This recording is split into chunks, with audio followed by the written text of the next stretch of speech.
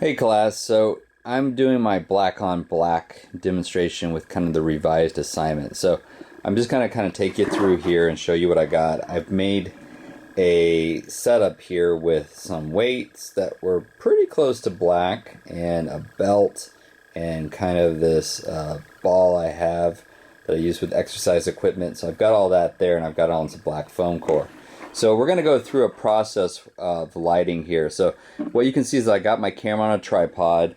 Now I'm shooting to the computer so that you can kind of see what I'm doing, but you don't need to tether for your assignment. And then I want to show you some of the stuff that I've created here.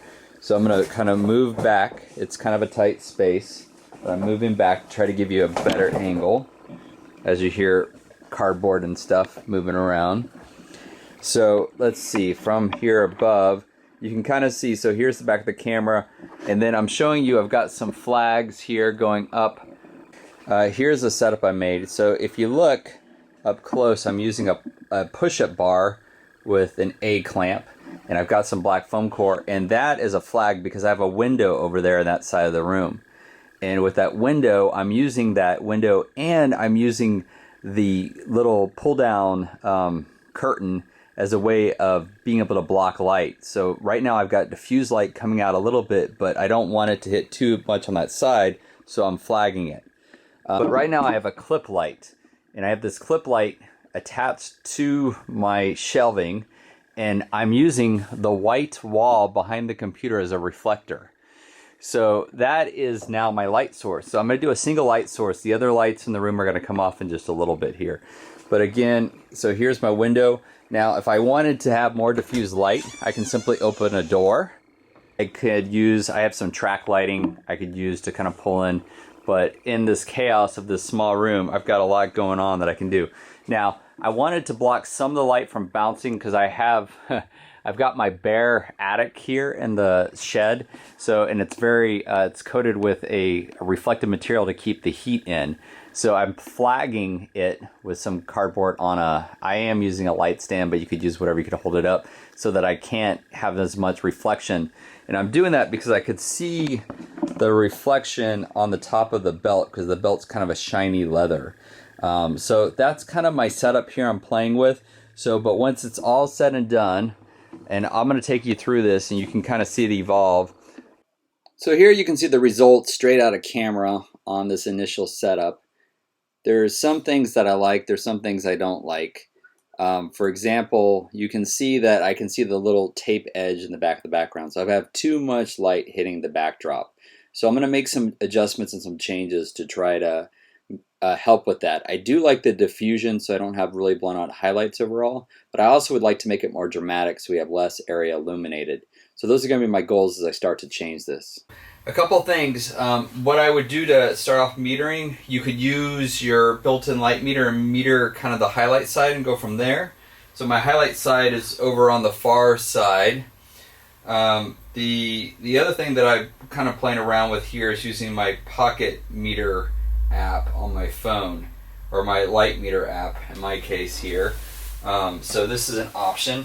So I'm going to take my phone and I'm just going to meter the highlight side. So I'm going to get up close to where I think the brightest part is, and I'm just going to check it, just kind of touch it there. I'm at ISO 400 and I'm at f16, and it's giving me 5 seconds. So I'm going to go ahead and work with that. Actually, it's more like, let me go back to it, it's about 8 seconds. So let's see, maybe I can even hold that for you.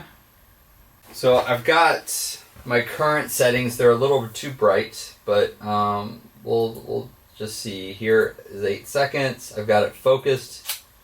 It's important to have your camera on a self-timer or have a remote trigger so that you don't have it blurry. And so I've got that current exposure at 8 seconds. I'm just going to check and see, make sure I don't have any blown out highlights. So I've got it overall, but I want that background to go dark. So what I'm going to start to do here is play around with my setup and first lower down my exposures and go from there. So you could do this on the back of your camera, or you can look at it on a computer if you have that access. And I'm just going to kind of keep going darker. So I'm going to half it, so one stop less. So I'm going to go down to a 4-second exposure. So I've got good texture and detail. I don't want to go too much darker on the belt area. So here's our current setup. This one is looking pretty good. I have separation where you can see kind of the outline of my object against a darker background. I've got 2 sawhorses, and underneath the sawhorses, I've got a piece of masonite holding everything up. I've got this black foam core, one piece that's on top. I've got around the side, I've got another black piece of foam core just duct taped together, hinge, and then I've got one coming down from the top, duct taped together with hinge. And I'm doing that really just to block light. So I'm using some push-up bars to hold up flags, and I've got A-clamps and other types of clamps here, and I've just got those as basically making a brace, and I'm putting some foam core. Now you may not need as much as me, I just needed something to kind of block all the light coming in from the bottom. So with the light, I've got a clip light bouncing off a piece of white foam core. And I did that because if you look at my stuff, I've got metal and I've got the belt here. So all that stuff has a little bit of a shine to it, and I didn't want to blow it out. So here's my clip light, and it's got a 100-watt bulb in it. I'll show you that on a different light. But it's got a 100-watt bulb. And then I literally just duct taped on this cardboard box I got from one of my deliveries. I'm turning that cardboard box into a snoot so I can direct the light and not have it spill around the room. So don't do this with halogen or incandescent bulbs because of the fact that it might get too hot and cause a fire. But this is a fluorescent bulb, so it's pretty low heat wise. But I am monitoring it. So now it is bouncing off the white card here. The white card, I am using a light stand, but you could use whatever, and some A-clips just to hold it in place. Then I've got my camera. My camera is on a tripod, and that is my setup.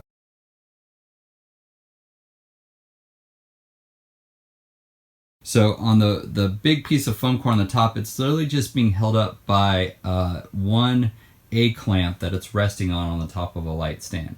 But again, this could be set up in various different ways. My clip light is just attached to where I keep my workout stuff here in the office. So a couple of things I want to point out real quick is that if you look from my object to the back, I've got probably about 18 inches of space. So the more space that you can put between your object and the back, the more likely you can get that background really black.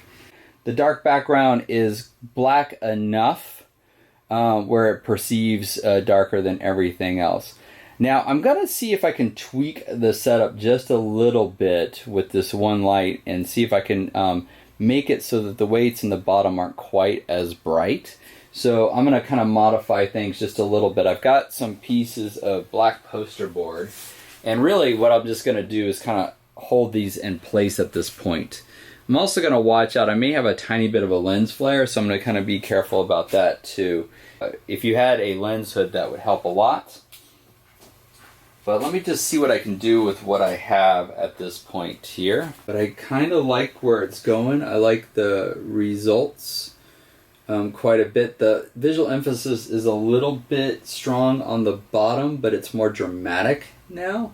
So I'm kind of liking a lot of that. If I can, maybe I'll open this up just a tiny bit and see if I can get more light there. And I think I'm just going to see if I can hold this kind of in place. And I'm going to kind of just allow that to work its magic, and I'll just use my hand to block any light that might be entering the lens there. Oh yeah, I'm really liking how that there's a subtle shift there. Now as long as I have separation, I'm pretty happy with it. So I'm just looking to see if I can see outlines, and I've got it. I've got the outline still. I have not lost that. So I'm really happy with that overall look right there. So that little tweak, I think, hit it exactly where I wanted, where I've got good kind of light playing around, but I've got detail where I need it. I'm just going to, now that I have what I like, I'm going to try a little bracket. So instead of doing this at 20 seconds, I'm going to go up to 25 seconds, and I'm going to get everything back in position the way I liked it, just so that I can get there. And it's good to have a self-timer to get in position. So I got a little brighter there, but nothing blown out. So I think it was worth my while to see if I could get a little brighter and kind of play around with it like that. I think I still have separation, and overall it still looks really, really good and really kind of fun. To take my white balance card, I want to put my white balance card into the scene. I'm going to lay it kind of right here. And I'm just going to get one at the exposure that's coming out great. It's good for me to do white balance because that cardboard has kind of a yellow to it that's being pushed off. And that way I can correct for that yellow if I get a chance to edit.